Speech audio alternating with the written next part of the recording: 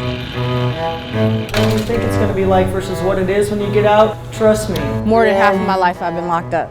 We are kind of polar opposites of the criminal justice system. I got possession of stolen property, I stole a car, possession with intent to deliver methamphetamines. I've been a police officer for 12 years. I made bomb threats. If somebody wants to stay out of prison, they will. Possession of a firearm in the second degree. It's so easy. Just stop committing crimes. I felt like my destiny was to die like my dad did in prison. Why would I want to invite somebody like that into my life? I just felt like I never felt safe with the cops. A woman who, in my everyday life, I would probably avoid. What I realized was I couldn't have been more wrong. I've been mentoring Candace for about 3 years. She knows about this side of me and this work I do, but she's never actually seen it in person.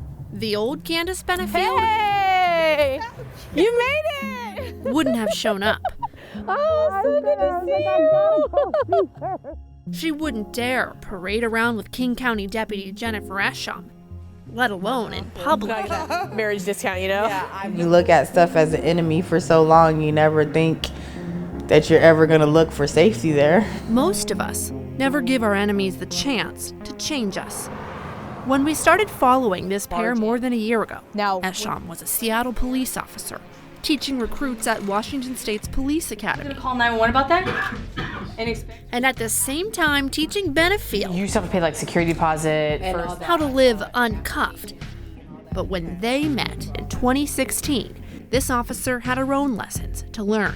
I had never sat down and tried to have a personal interaction with a convicted felon before. I was in prison at that time for robbery. I really always felt like everyone in my life was temporary. I joined this program called the IF Project. It's a nonprofit that helps women in this prison reintegrate into everyday life. And it was going to be a very black and white mentorship. I'm here to provide her with support. I was like, they paired me up with a cop, this is stupid. What are we gonna do? What are we gonna talk about? I never planned to actually enjoy my time with her.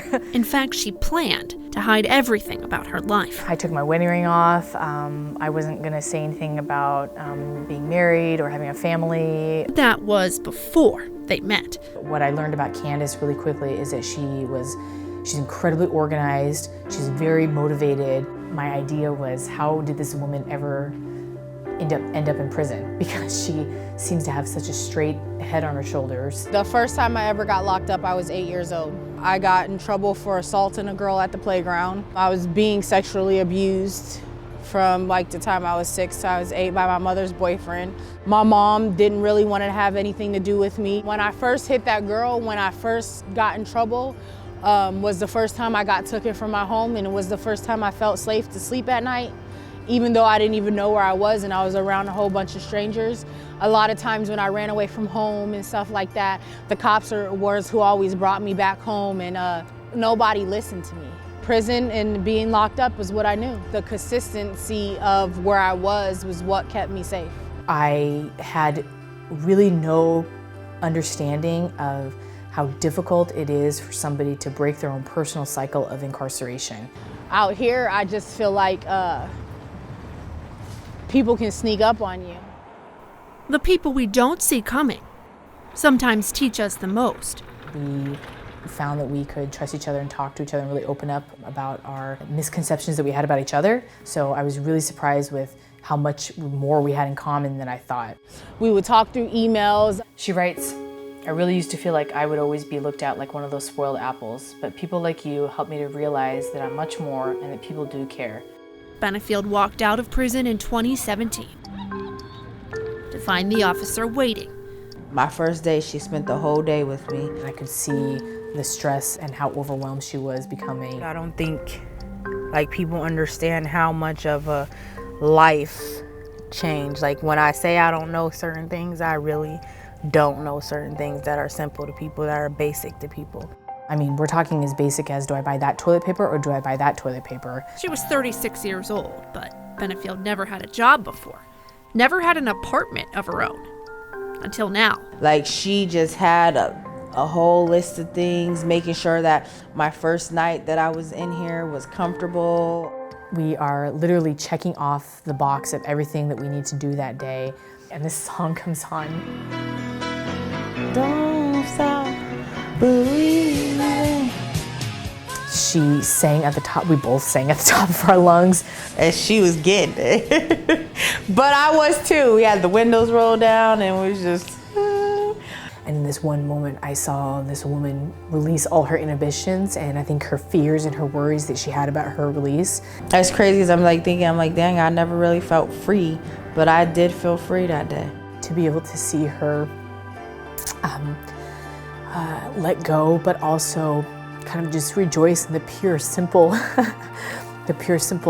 singing her heart out to one of her favorite songs with the wind in her hair and the sun on her face was a really beautiful moment, but also a really grateful memory that I have of seeing Candace really begin her new journey in her new life.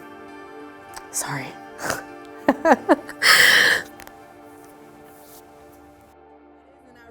I was thinking about it. Like Nothing defines what's normal. In June 2018, a year after Benefield's release, she and Eshom officially completed the mentorship You don't program. want your olives? But today, their relationship hasn't slowed down.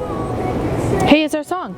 Strangers waiting up and down. Every month, they choose to see each other. I'm never uncomfortable around her. Like even like the fact that she'll leave her purse or her wallet on the table, like little stuff like that. Like she doesn't try to like, let me take my purse to the bathroom with me. I've played with her son. Like she's not uncomfortable. Like she's not like she doesn't share her life with me. And the officer shows up even when she's not welcome. We've had some rocky points where she's even told me that I want to end the mentorship. I don't want to be in this program anymore. I don't want you as a mentor anymore. And I just came knocking on the door. I mean, literally, I showed up at her house and knocked on the door and told her to get it together. I love that woman. Like it makes me cry. Because no matter what I go through, she's just been there, you know what I mean? Like my ups and downs, and I'm telling you, I'm not a walk in the park. You don't find people like that. Like regardless of her, what she does in life or anything, like she is just as human as I am. And she loves me regardless, and that means something to me so much. Bye-bye, I'll never see you again. This past December, Benefield completed parole. I got my baby, I got my baby. I told her, bye-bye, I'll never see you again. This is the first time that she has completed a probationary period and not fallen back into the same lifestyle that she was in. And after years of breaking the law, now she's helping law enforcement. Because it's like I never humanized any of you guys. She has a paid contract with the State Police Academy, talking to these future correction officers. And if we work together instead of against each other, it makes a big difference. But there's no one Benefield's changed more than the deputy who set out to change her. Our mentorship and friendship has just opened up my world and given me an experience that I don't think I would have ever had with any other relationship in my life. Now this veteran cop is armed with another tool besides handcuffs, a new perspective on the people who end up in them. Now I'm carrying that all with me as I'm interacting with the public again.